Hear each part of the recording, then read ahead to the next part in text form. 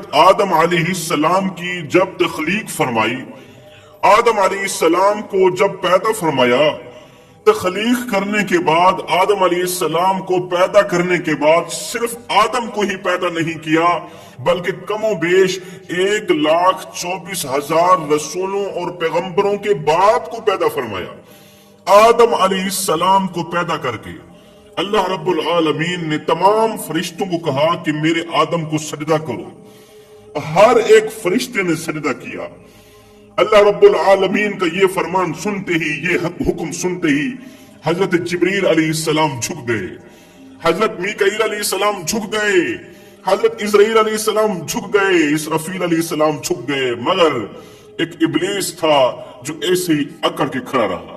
یہ ابلیس اس وقت بہکا ہوا گمراہ نہیں تھا، یہ ابلیس اس وقت شیطان نہیں تھا، بلکہ یہ تو اس وقت تمام فرشتوں کا سردار تھا، یہ تو اس وقت کا بہت ہی بڑا عبادت گزار فرشتہ تھا، بہت ہی زیادہ بہت سارا علم رکھنے والا تھا۔ اس نے اللہ کے حکم کو ٹال کر اللہ کی نافرمانی کرتے ہوئے آدم علیہ السلام کو سجدہ نہ کیا۔ اب میں آپ لوگوں سے پوچھنا چاہتا ہوں کہ ہر ایک کو گمراہ کرنے والا شیطان ہے، ہر ایک انسان کو بہکانے والا شیطان ہے، ہر ایک کو گمراہ کرنے والا شیطان ہے، ہر ایک کو بہکانے والا شیطان ہے۔ مجھے بتاؤ شیطان کو کس نے بہکایا؟ شیطان کو کس نے اللہ کی نافرمانی کرنے پر مجبور کیا؟ شیطان کو کس نے گمراہ کیا؟ حالانکہ ابلیس سے پہلے تو کوئی شیطان نہیں تھا، ابلیس سے پہلے تو کوئی ابلیس نہیں تھا، اس وقت تو ابھی شیطان بنا ہی نہیں تھا، ابھی تو انسان ہی بنا تھا نا، اس سے پہلے شیطان تو نہیں تھا۔ آج اگر کوئی انسان نماز نہیں پڑھتا، قرآن نہیں پڑھتا، شراب پیتا ہے، جوا کھیلتا ہے، زنا کرتا ہے، چغلی کرتا ہے، غیبت کرتا ہے تو شیطان بہکاتا ہے، شیطان اسے ورغلاتا ہے، شیطان اسے گمراہ کرتا ہے۔ اب انسان کو تو سجدہ کرنے کے لیے شیطان روکتا ہے، شیطان کو سجدہ کرنے کے لیے کس نے روکا تھا؟ ابلیس کو سجدہ کرنے کے لیے کس نے روکا تھا؟ حالانکہ یہ تو فرشتوں کا سردار تھا، اتنا بڑا عبادت گزار فرشتہ تھا، اسے تو چاہیے تھا کہ فوراً ہی سجدے میں گر جاتا، فوراً ہی سجدے میں جھک جاتا۔ سنو، ابلیس کو جس چیز نے سجدہ کرنے سے روکا، اللہ کی فرما برداری سے روکا، وہ کون سی چیز تھی؟ وہ تھا نفس امارہ۔ نفس امارہ ایک ایسی چیز ہے کہ جب کسی پر حاوی ہو جائے تو بڑے سے بڑے عبادت گزار فرشتے کو تباہ و برباد کر کے رکھ دیتا ہے، بڑے سے بڑے عبادت گزار فرشتے کی عبادت کو ضائع کر کے رکھ دیتا ہے۔ پھر فرشتوں کے سردار کو اللہ تعالیٰ نفس امارہ کی وجہ سے شیطان بنا کے رکھ دیتا ہے۔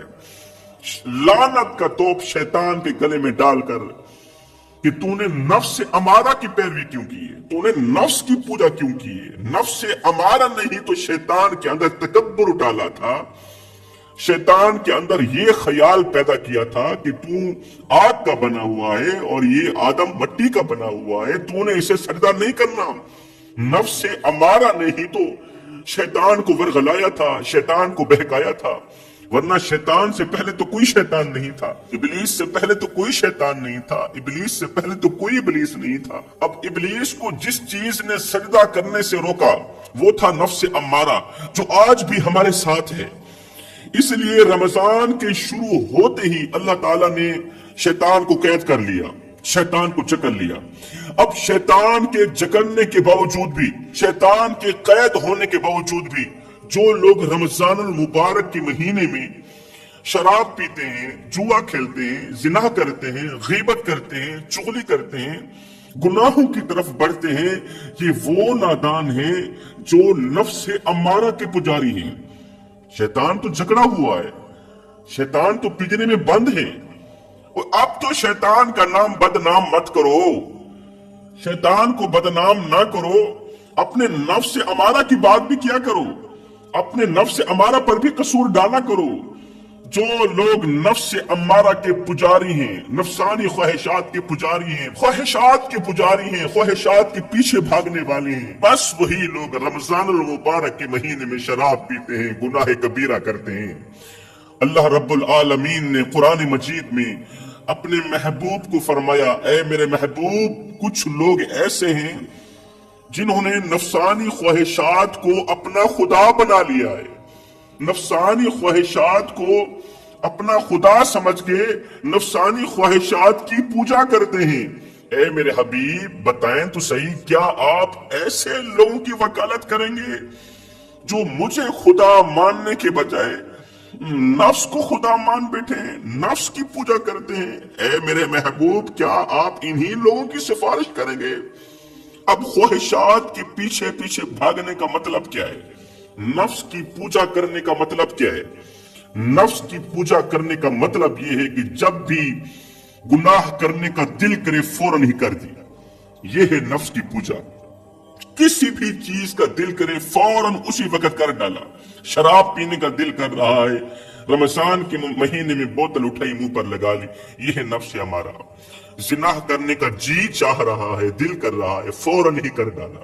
کسی بھی گناہ کا دل کرے فوراً ہی کر دینا، یہ ہے نفس کی پوجا کرنا، یہ ہے نفسانی خواہشات کے پیچھے پیچھے بھاگنا۔ وہ نادان، میرا اللہ تو تیرے دن کا آغاز نیکی سے کرنا چاہتا تھا، وہ تو نماز سے کرنا چاہتا تھا، وہ تو تجھے اپنے گھر میں بلانا چاہتا تھا، لیکن تو سویا رہا۔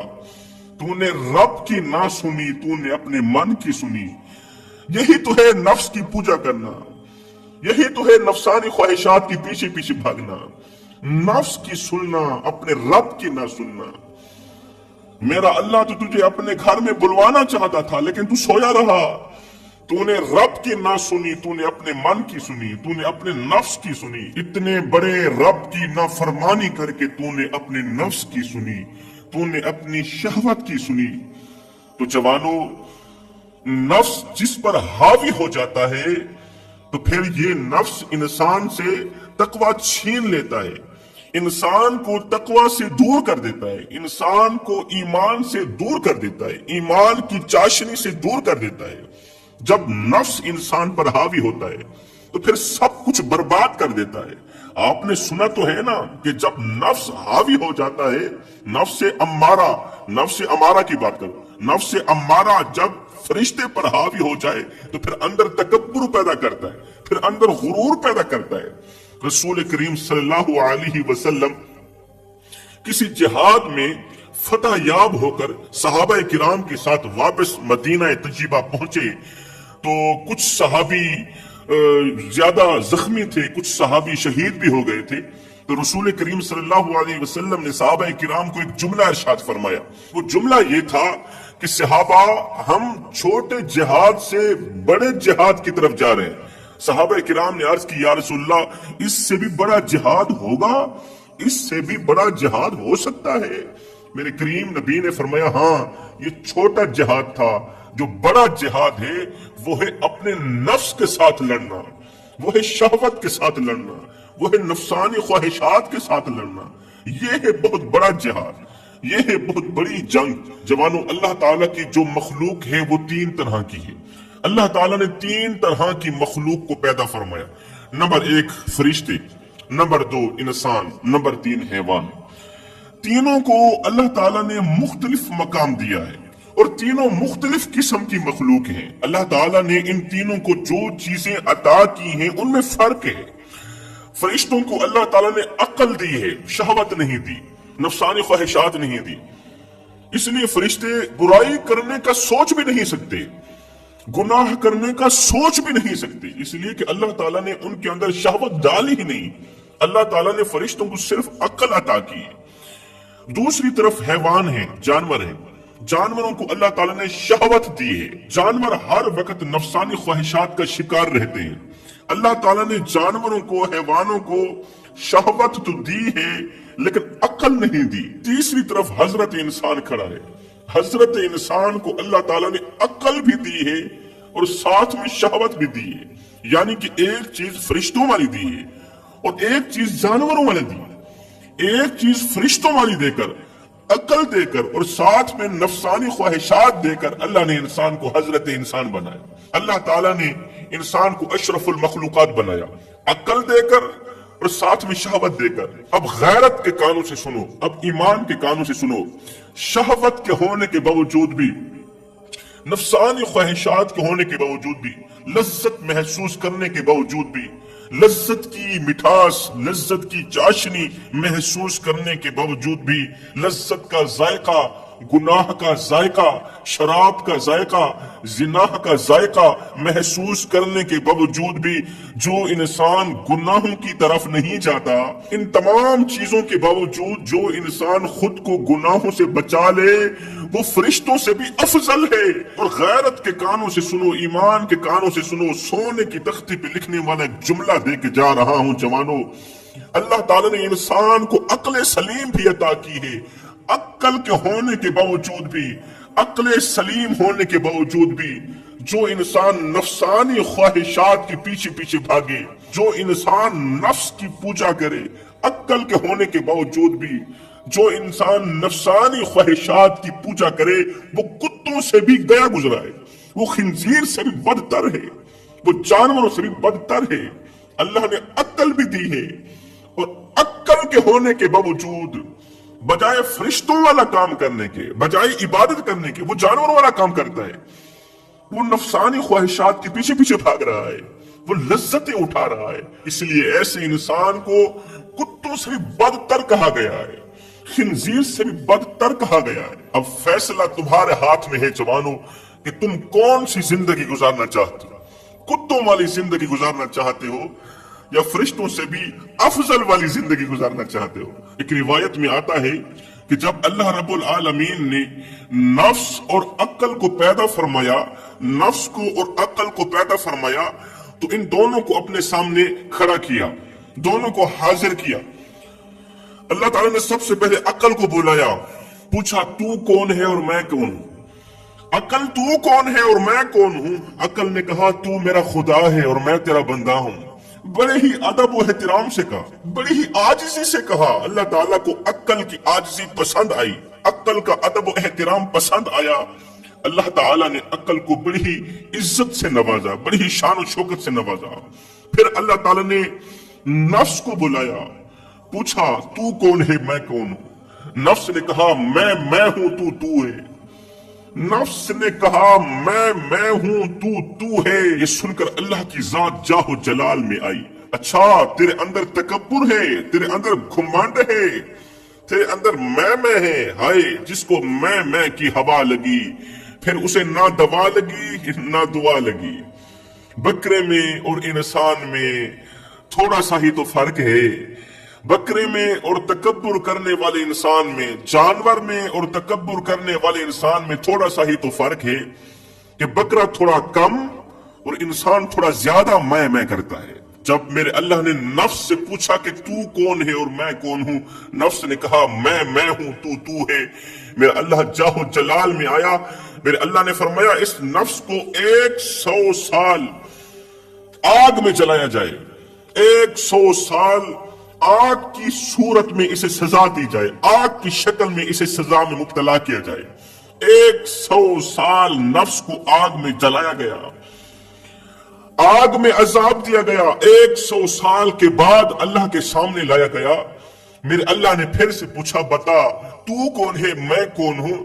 نفس نے کہا تو ہے میں ہوں۔ اچھا ابھی بھی تیرے اندر سے تکبر نہیں گیا، ابھی بھی تیرے اندر سے یہ میں نہیں گئی؟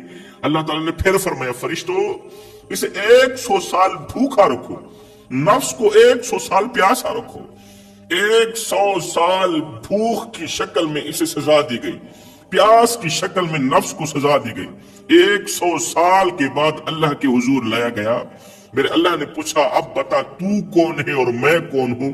اب آ کر نفس نے کہا میرے مالک تو میرا خدا ہے اور میں تیرا بندہ ہوں۔